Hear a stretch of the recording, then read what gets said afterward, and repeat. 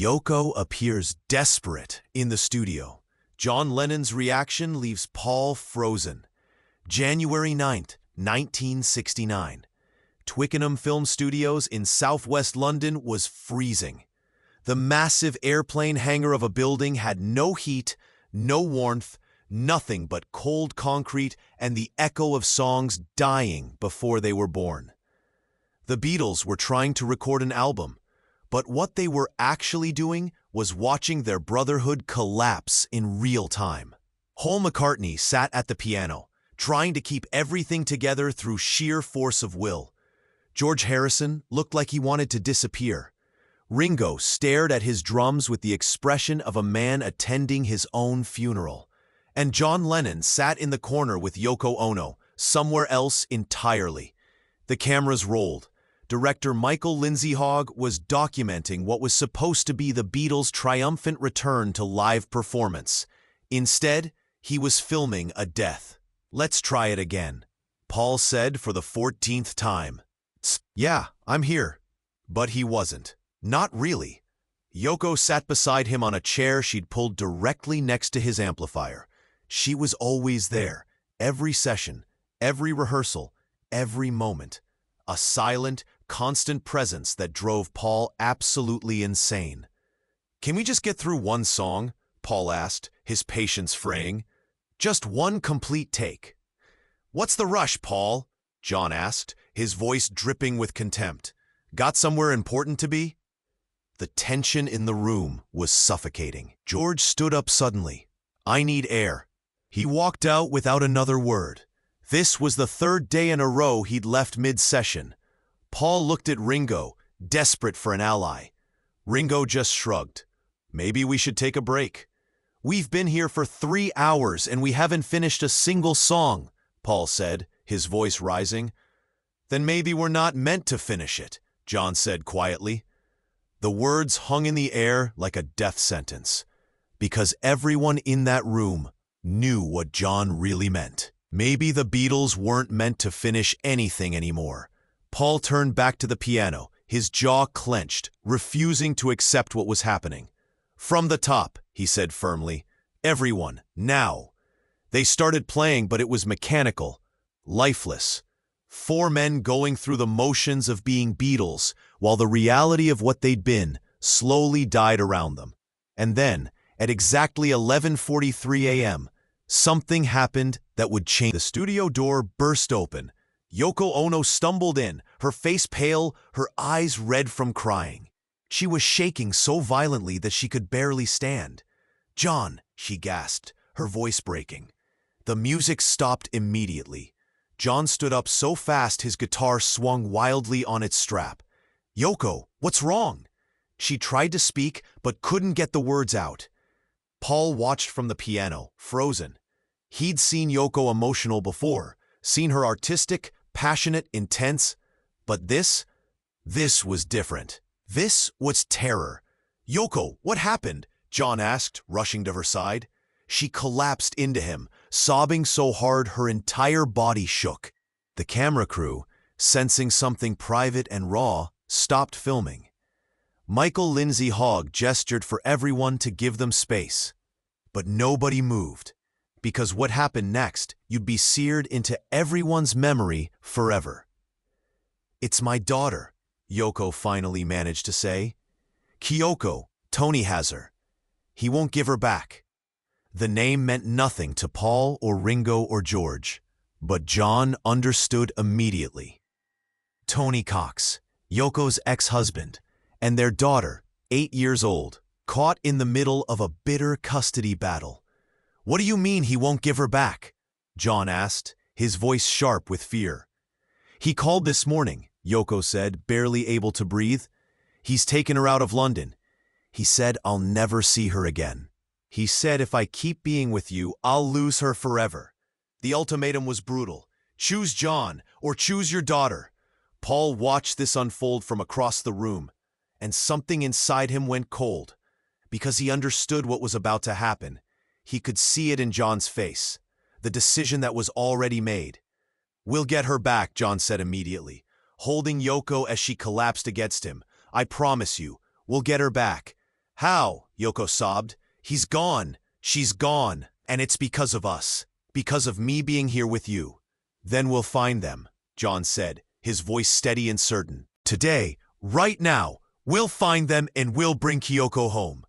He turned to look at Paul, Ringo, and George. I have to go, John said simply. Not a question, a statement. Paul stood up from the piano. John, we're in the middle of... I don't care, John interrupted, his voice harder than Paul had ever heard it. Yoko's daughter is missing. Nothing else matters. We have a deadline, Paul said, immediately regretting how it sounded. John stared at him with something close to hatred. A deadline? John repeated slowly. Her child is missing and you're worried about a deadline? That's not what I meant. Yes, it is, John cut him off. That's exactly what you meant. The room was silent. You could hear everyone breathing. I'm leaving, John said, already taking off his guitar. I don't know when I'll be back. John? Ringo started. Don't, John said sharply. Just don't. He put his arm around Yoko and started walking toward the door. Paul stood at the piano, watching his best friend walk away. Everything in him wanted to call John back, to fix this, to make it right. But instead he said the words that would haunt him for the rest of his life. If you leave now, don't bother coming back. John stopped at the door, slowly turned around. The look on his face was one Paul would see in nightmares for decades. You just don't get it, do you? John said quietly. This isn't about the band. It's about being a human being. We're supposed to be making an album, Paul said, hating himself, even as the words left his mouth. Then make it without me, John said, and he walked out, taking Yoko with him, leaving Paul standing alone in the freezing studio, the weight of what had just happened crushing down on him. George spoke first, his voice quiet. You shouldn't have said that. He can't just walk out every time. Yes, he can, George interrupted, because that's what people do when something actually matters. They walk away from the things that don't. The implication was clear. The Beatles didn't matter anymore. Not compared to real life, real love, real crisis. Paul sat back down at the piano, staring at the keys. For the first time in his life, he had no idea what to do next, because he just watched the exact moment when John Lennon chose Yoko over the Beatles, and there was no coming back from that. Paul McCartney didn't go home that night. He stayed at the studio, alone, replaying the moment over and over in his head. The look on John's face, the certainty in his voice, the complete absence of doubt. John had chosen, without hesitation, and Paul hadn't been chosen. The next morning, Paul arrived at the studio early. He needed to apologize, to fix what he'd broken. But when he walked in, he found only George and Ringo. Where's John? Paul asked, though he already knew the answer. Not coming, Ringo said simply. Did he call? No. Paul set down his guitar case, his hands shaking slightly. We can't record without him. Then we don't record, George said, not unkindly. We wait. Wait for what? For him to come back. If he comes back. The if hung in the air like a threat. Paul wanted to be angry, wanted to blame Yoko, wanted to make this about anything other than what it actually was. But deep down, he knew the truth. John had been leaving for months. Yesterday was just the first time Paul had been forced to watch it happen in real time. Tell me about her, Paul said suddenly. George and Ringo looked at him in surprise. About who? Ringo asked. Yoko. Tell me what you know about her daughter, about why this matters so much to John. George sighed. You really don't know, do you? Know what? Anything about John's life outside this band, George said flatly. You don't know about Yoko's custody battle. You don't know about her ex-husband. You don't know that she's been fighting for 2 years to see her kid. Paul felt something ugly twist in his chest. How do you know all this? Because I asked, George said simply. Because when John started bringing her to sessions, I took 5 minutes to talk to her like a human being instead of treating her like an intruder. The accusation stung because it was true. Paul had never asked Yoko a single personal question, had never tried to understand her, to see her as anything other than the woman who was taking John away. She lost custody when she left Tony, George continued. He told the courts she was an unfit mother because of her art, her lifestyle. And now he's using her relationship with John as proof that she's unstable. Paul sat down heavily. I didn't know. You didn't want to know. George corrected. Because if you knew, you'd have to see her as a person, and that would make it harder to hate her. I don't hate her. Yes, you do, George interrupted.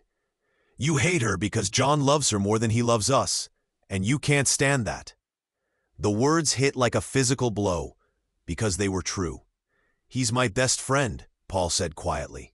We built this together, all of it, and she just showed up and took him away. No, Ringo said gently. She showed up and he chose her.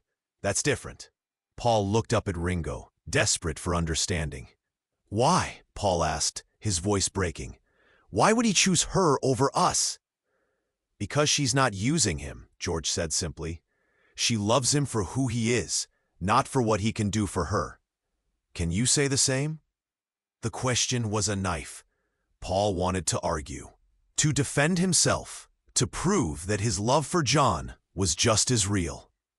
But he couldn't, because the truth was, Paul needed John, needed his talent, his genius, his name. Paul loved John, but he also needed the Beatles to be the Beatles. And maybe John had figured that out. Hey, before we continue with this incredible story, I need to give you an important warning. Many subscribers have reported that YouTube has removed their subscriptions without notice. Just take a quick look at the red button below to make sure you're still subscribed to the channel. I don't want you to miss any of the exclusive content that's coming up.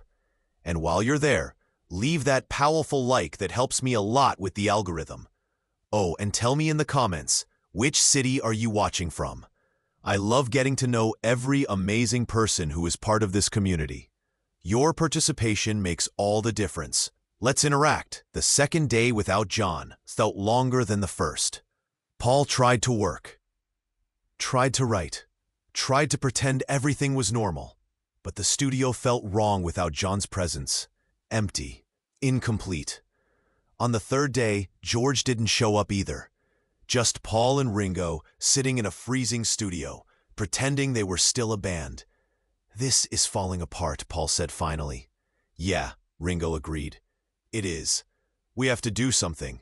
Like what? Go to John, apologize, bring him back. Ringo looked at Paul with something like pity. Paul, John doesn't want to come back. You don't know that. Yes, I do. And so do you. Paul stood up, pacing the cold studio floor. We're the Beatles. We don't just quit because things get difficult. We're not quitting, Ringo said quietly. We already quit. We just haven't admitted it yet. I won't accept that. Then you're lying to yourself. Paul turned to face Ringo, his frustration boiling over. What do you want me to do? Just give up? Let it all fall apart? I want you to let John go, Ringo said simply, because he's already gone. The words cut deeper than anything Paul had ever heard, because they were true. John was gone, had been gone for months, maybe years. And Paul had been so busy trying to hold the band together that he never stopped to ask if John even wanted to be held. That night, Paul did something he'd never done before.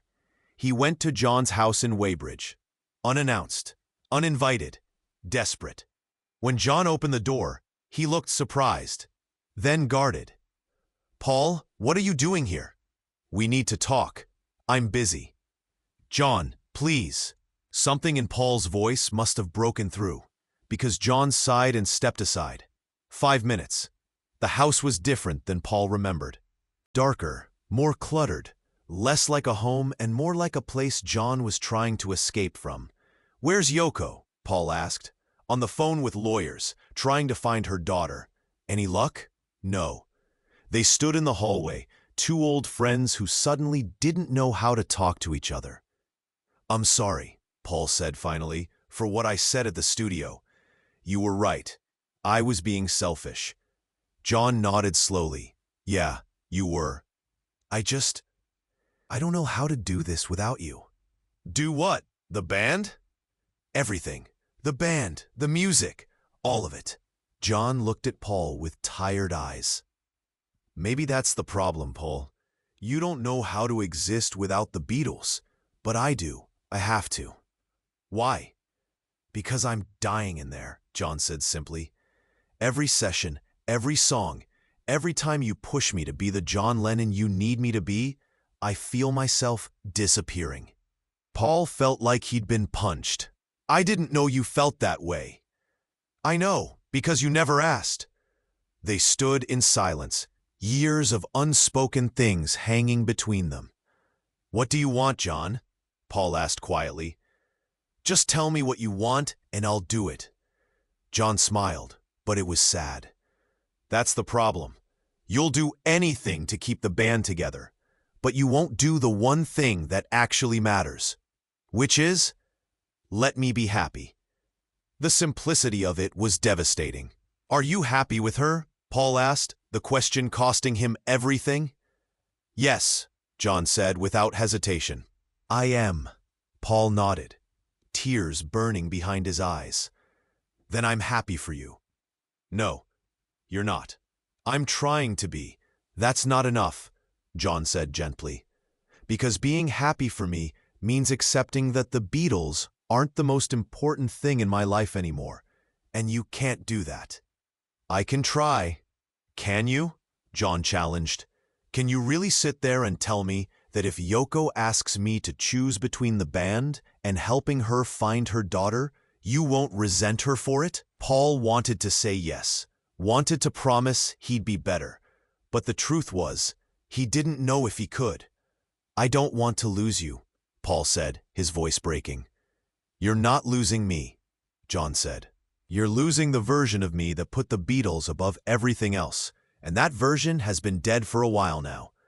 Paul stood there, feeling the weight of everything they'd built together crumbling around him. So what happens now?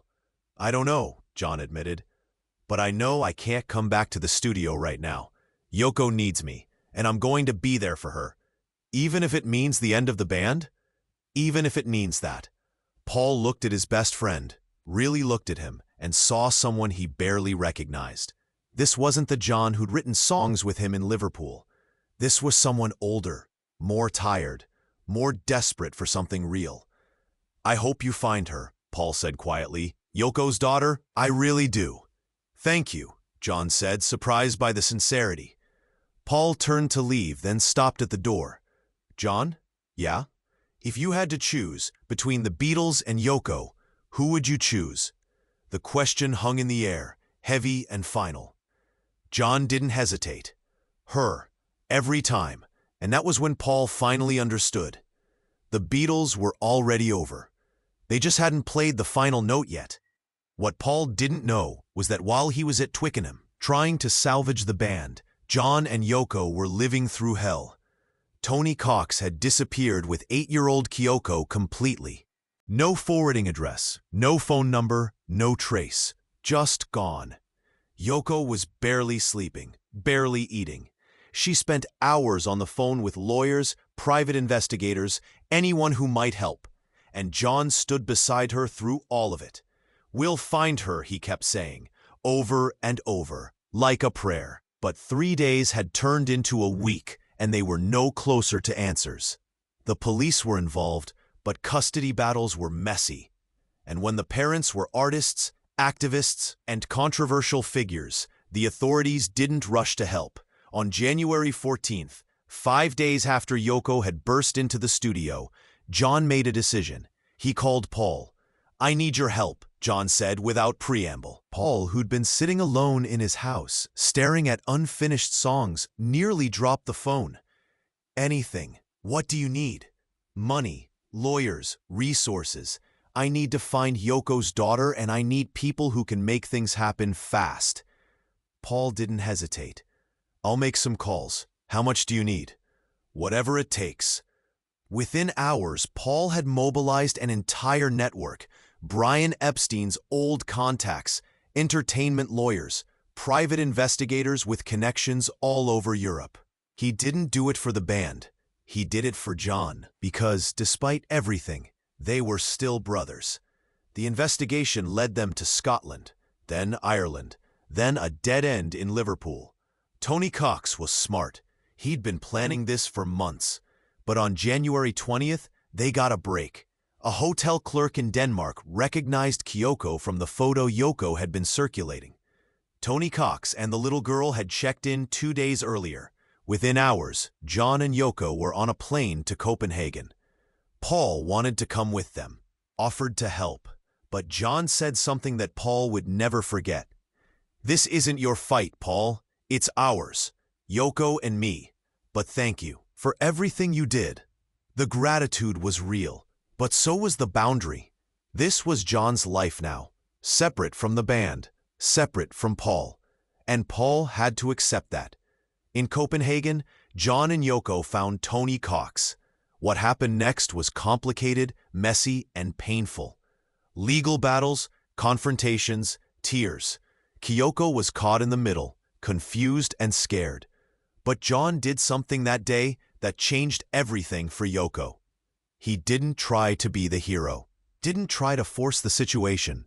Instead, he sat down with Yoko and just talked to her. "Your mom loves you very much," John told the frightened 8-year-old. "She misses you every day, and she just wants to know you're okay."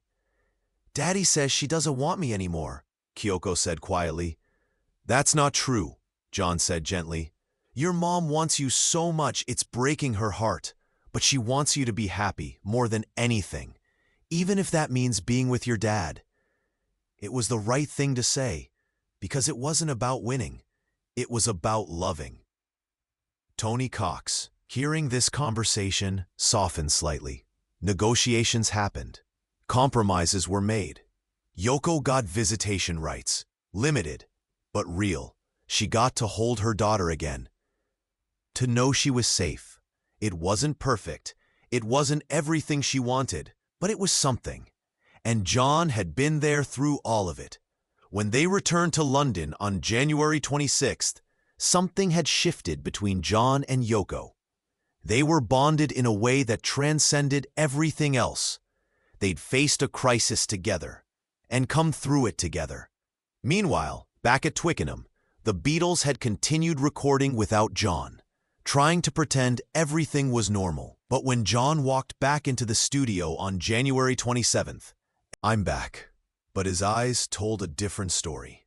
He was back physically, but emotionally, spiritually, he was somewhere else entirely. "Did you find her?" George asked. "Yoko's daughter?" "Yeah, she's safe. That's all that matters." Paul wanted to ask more questions, wanted to know everything, but something in John's expression stopped him. "Glad you're okay, mate," Ringo said simply. "Thanks." They tried to play, tried to recapture whatever magic they'd once had, but it was forced, mechanical. The cameras rolled. The documentary continued. But everyone in that room knew they were filming ending, not a beginning. During a break, Paul approached John. "Thank you," John said before Paul could speak, "for the help, with the lawyers and everything." "Of course, you're my brother." John nodded. "I know, but Paul, you need to understand something." "What?" "I can't do this anymore." The words Paul had been dreading. "Do what?" "Pretend that the band is the most important thing in my life. Because it's not. Yoko is. Her daughter is. My life outside of this, that's what matters now." "The band can be important too," Paul said desperately. "It doesn't have to be either or." "But it is," John said firmly. "Because every time something real happens in my life, I have to choose between being there for the people I love and being here for the band. And I'm done choosing the band." "So you're quitting?" "I'm not quitting. I'm just moving on." The distinction felt meaningless to Paul. "What about everything we built together?" "It's still there," John said. "It'll always be there. But it's time to build something new." Paul felt tears burning behind his eyes. "I don't know how to let you go." "Then don't," John said gently. "Let go of the Beatles, but don't let go of us. We can be friends without being bandmates. Can we? I don't know, John admitted, but I'd like to try. They stood there, two men who changed the world together, trying to figure out how to exist apart. I love you, Paul said finally. I know I don't say it enough, but I do. I love you too, Paul, but I love Yoko more, and I need you to be okay with that. Paul wanted to say he was, wanted to be the bigger person, but all he could do was nod, knowing that nothing would ever be the same again. February 1969. The Beatles moved from Twickenham to Apple Studios, hoping a change of location would fix what was broken. It didn't. John showed up to sessions, but he was somewhere else. Yoko was always with him, now a permanent fixture rather than a visitor. And Paul tried, he really tried to accept it. But every time he looked at them, sitting together, existing in their own private world, he felt the loss of something he couldn't name. The sessions became tense. Arguments erupted over nothing. Paul pushed for perfection. John pushed back against everything. George quit for 5 days in January, came back, but something in him had broken too. They were 4 men in the same room, but they weren't together anymore. On February 10th, during a session that was going nowhere, Paul made a suggestion. What if we go back to basics? Just the 4 of us, live performance, like the old days. There are no old days, Paul, John said flatly. Stop trying to recreate something that's dead. It's not dead if we don't let it die. It's already dead, John said, standing up. You're just too stubborn to admit it. The argument that followed was ugly. Years of resentment poured out. Things that should have been said in private, said in front of cameras and crew. Paul accused John of abandoning the band. John accused Paul of trying to control everything. George accused both of them of being so focused on their own drama that they'd forgotten why they started making music in the first place. And through it all, Yoko sat silently, absorbing the hatred directed at her without saying a word. Finally, Paul turned to her. "This is your fault," he said, immediately regretting it but unable to stop. "Everything was fine until you showed up." "Paul," Ringo started. "No," Yoko said quietly, standing up. "Let him say it." She walked over to where Paul stood, her eyes meeting his directly. "You think I took John from you," Yoko said, her voice calm but hard. "But you never had him to begin with. He was dying in this band, suffocating under the weight of being a Beatle. I didn't take him away. I gave him permission to save himself. By destroying what we built, by choosing to live instead of performing a role that was killing him." The words hit Paul like a physical blow. Because somewhere deep down, he knew she was right. John hadn't been happy for years. The pressure, the expectations, the constant demand to be Paul's creative partner, it had been eroding him from the inside. "I know you love him," Yoko continued, "but you love the idea of John Lennon Beatle, not John Lennon the human being. And until you can see the difference, you'll never understand why he chose me." Paul wanted to argue, wanted to defend himself, but he couldn't, because she'd spoken the truth he'd been avoiding. John interrupted before Paul could respond. "Yoko, that's enough." "No, she's right," Paul said, his voice hollow. "She's absolutely right." The studio went silent. Paul walked over to the piano, sat down and put his head in his hands. "I don't know how to do this," he admitted. "I don't know how to be Paul McCartney without John Lennon beside me." John walked over and sat beside him on the piano bench. For a moment, they were just 2 kids from Liverpool again. "You don't have to figure it out today," John said gently. "But Paul, you have to let me go. Let me be happy, even if it means the band ends." "I can't." "Why not?" "Because if the Beatles end, who am I?" The vulnerability of that question broke something in John. "You're Paul McCartney," John said, "one of the most talented musicians I've ever known. My best friend, my brother. You're all of that with or without the band. But are we still brothers if we're not Beatles?" "I don't know," John said honestly, "but I'd like to find out." Paul looked at John, tears streaming down his face. I'm so angry at you. For choosing her, for leaving us, for changing everything. I know, but I still love you. I know that too. They sat there, side by side at the piano, the weight of everything they'd been and everything they'd lost pressing down on both of them. Finally, Paul spoke. Play me something, just you and me. Like the old days. John hesitated, then nodded. They started playing together, improvising something gentle and sad. No words, just music. And for 3 minutes, they were Lennon and McCartney again. But when the song ended, so did the illusion. This can't save us, John said quietly. You know that, right? Yeah, Paul admitted. I know. But it was nice, one last time. One last time, Paul echoed. And that's when they both understood. This was the ending. This moment right here. Not angry, not explosive, just sad and inevitable. The Beatles were over. They'd play together for a few more months, record a few more songs, but the heart of it, the brotherhood that made them special, had already stopped beating. And Paul McCartney, sitting at that piano, finally let himself grieve it. January 30th, 1969. The Beatles decided to do one final performance on the rooftop of Apple Studios. No tickets, no audience, except whoever happened to be on the street below. It was Paul's idea, a last-ditch effort to recapture something they'd lost. John agreed, but everyone knew it was a goodbye. They played for 42 minutes before the police shut them down. And during those 42 minutes, something magical happened. The music was good, really good. They sounded like the Beatles again. But more importantly, they looked happy. John smiled, Paul laughed, George and Ringo found the groove. For 42 minutes, they were who they used to be. Yoko watched from the sidelines, wrapped in a coat against the cold wind. She didn't interfere, didn't try to be part of it. She understood that this moment belonged to the four of them. When the police finally forced them to stop, John famously said into the microphone, "I'd like to say thank you on behalf of the group and ourselves, and I hope we pass the audition."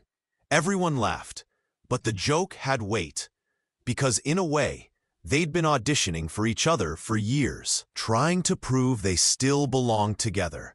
And today, for 42 minutes, they'd passed.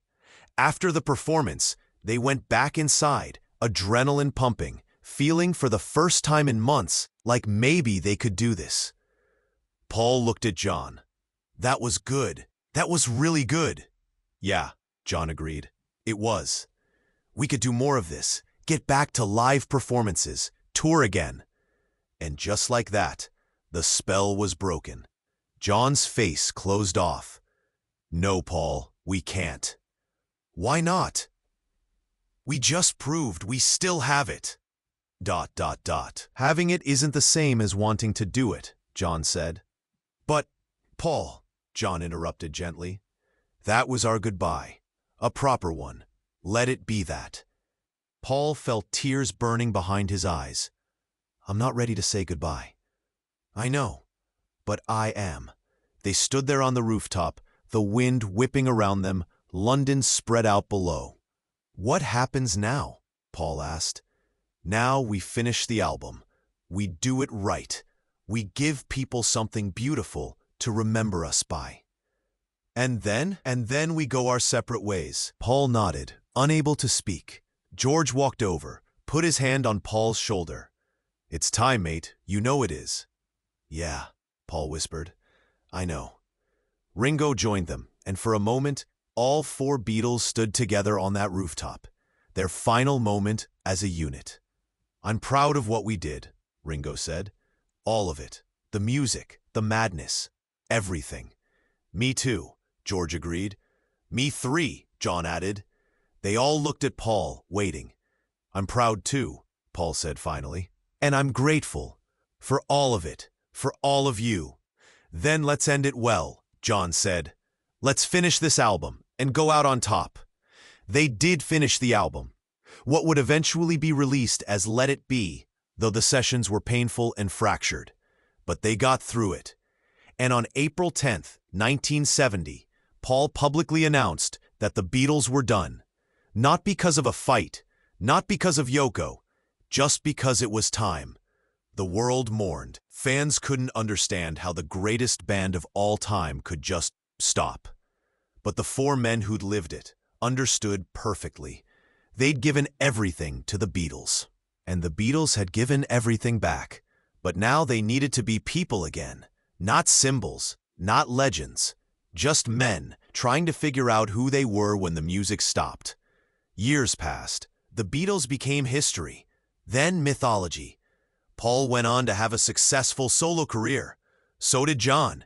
They saw each other occasionally, talked sometimes, but the brotherhood they'd once shared never quite came back. There was love there, always love, but also loss, and the ghost of everything they'd been. In 1980, Paul gave an interview where he was asked about Yoko, and for the first time he told the truth. "I was wrong about her," Paul admitted. "For years I blamed her for breaking up the band, but she didn't break us up. We were already breaking. She gave John the courage to admit it." The interviewer asked if he regretted how he'd treated her. "Every day," Paul said. "She was dealing with her own pain, her own struggles, and I made her the villain because it was easier than accepting that John had outgrown us." Do you think the Beatles would have lasted if John and Yoko never got together? Paul considered this carefully. "No," he said finally. "We would have ended anyway, maybe more bitterly. Yoko actually saved us from that. She gave John something worth leaving for, something real, and in a strange way, that made our ending less about hatred and more about growth." The interview was revelatory because it showed that Paul had finally understood what John had been trying to tell him all those years ago. Love isn't about possession, it's about release. John had needed Paul to let him go, to support his happiness even when it meant the end of their partnership. And Paul, blinded by his own fear and need, hadn't been able to do it until it was too late. In December 1980, Paul was in the studio when he got the call. John had been shot, killed outside the Dakota Building in New York. Paul's world stopped. All the years of separation, all the unfinished conversations, all the things he'd planned to say someday, gone. At the memorial, Paul broke down completely. He found Yoko and did something he should have done years earlier. He apologized. "I'm sorry," Paul said, tears streaming down his face. "For everything, for how I treated you, for not understanding, for not supporting him when he needed me to." Yoko held him while he cried. "He loved you," she said quietly. "Until the very end, he loved you. I loved him too. I just didn't know how to show it the right way." "None of us did," Yoko said. "We were all just trying our best." Paul attended the memorial service, along with George and Ringo, the three surviving Beatles, facing the loss of the fourth. And in that loss, Paul finally understood what John had been trying to tell him all those years ago in that freezing studio. Life is bigger than music. Love is more important than legacy. And sometimes the bravest thing you can do is let go of what you thought you needed and support someone else's happiness, even when it costs you everything. Especially then. 40 years after that day in Twickenham Studios, Paul McCartney sat in an interview reflecting on his life. The interviewer asked about the moment when he knew the Beatles were truly over. Paul thought for a long time before answering. "January 9th, 1969, he said finally. "The day Yoko came into the studio crying about her daughter." "Why that day specifically?" "Because that was the day I watched John make a choice, and I realized that he'd already made that choice long before. I just hadn't been paying attention." "What choice was that?" "To be human instead of a Beatle. To prioritize love over legacy. To save himself even if it meant the band ended." "Do you think he made the right choice?" Paul smiled, but it was sad. "I think he made the only choice he could live with, and that's all any of us can do." The interviewer pressed further. "Do you think things would have been different if you'd handled that day differently?" "No," Paul said with certainty. because the ending wasn't about that one day. It was about years of tension, growth, and change that we'd all been avoiding. That day just made it visible. Do you regret how you handled it? Every single day. But I also understand why I reacted the way I did. I was scared. Scared of losing my best friend. Scared of losing the thing that defined me. And fear makes people do terrible things. Have you forgiven yourself? Paul was quiet for a long moment. I'm working on it, he said finally.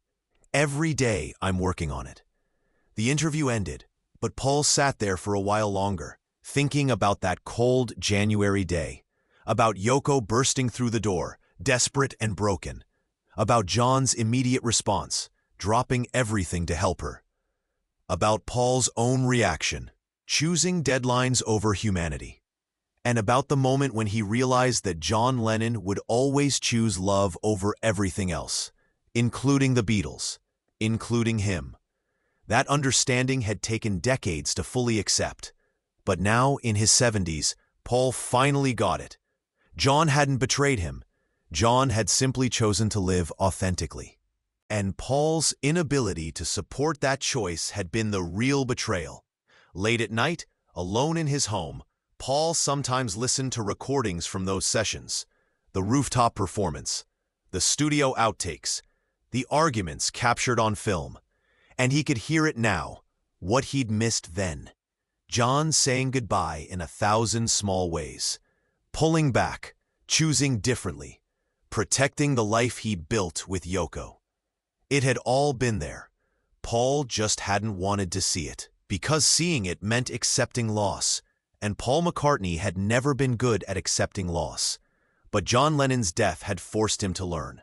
Forced him to understand that some people are only in your life for a season, and when their season ends, the kindest thing you can do is let them go with love. Not bitterness, not resentment, not desperate attempts to hold on, just love, pure and simple. In the Dakota Building, apartment 72 still stands, the place where John and Yoko built their life together, where they raised their son, where they found peace, and where John lived his final years not as a Beatle, but as a man. That was what he'd been fighting for all along, the right to be John. Not John Lennon, rock star, just John, human, flawed, trying his best. And Paul, in those cold Twickenham sessions, had tried to deny him that right. Not out of malice, out of love, actually. The kind of love that holds too tight and suffocates what it's trying to protect. Now, decades later, Paul understood. Real love lets go. Real friendship supports hard choices, even when they hurt. Real brotherhood means wanting someone's happiness more than you want them to stay the same. John knew that, had tried to teach it to Paul. But Paul had been too afraid to learn, too invested in what they'd been to see who they were becoming. And so he'd lost John twice, once when the band ended, and once when John died. The first loss was necessary, healthy even. The second was tragedy. But both taught Paul the same lesson. You can't hold on to people by force, by guilt, by need. You hold on to people by letting them be free. And if they choose to stay, it's real. If they choose to leave, it was time. That day in Twickenham, when Yoko burst through the door crying, John made his choice, and Paul finally learned to respect it. Just 40 years too late. The documentary footage from those sessions still exists. Grainy film of 4 young men trying to hold together something that was already falling apart. If you watch closely, you can see the exact moment, the frame where Paul's face freezes, where he realizes what's happening, where he understands that John has already left, even though he's still in the room. It's January 9th, 1969. 11:43 a.m. Yoko stands in the doorway, crying. John moves to her without hesitation, and Paul sits at the piano, frozen. Not with anger, with understanding, with the terrible, beautiful knowledge that love sometimes means losing the thing you can't imagine living without. That moment, captured forever on film, tells the whole story. Not of a band breaking up, but of a man learning that some people are meant to leave. And the mark of real love is letting them go with grace, even when it breaks your heart, even when you don't know who you'll be without them, even when everything you've built together crumbles. You let them go, because that's what love does. It releases, it trusts, it hopes for happiness even in separation. Paul McCartney learned that lesson in the frozen silence of a cold January morning, when his best friend chose love over legacy and left Paul standing alone, finally understanding what John had been trying to tell him all along. The Beatles were never bigger than life, and life, real messy human life, always wins in the end. So that's the story they never told you, about the moment Paul McCartney's world stopped, about the choice that ended the greatest band in history, about love, loss, and learning to let go. If this moved you, if you understand what it means to hold on too tight and lose everything, subscribe.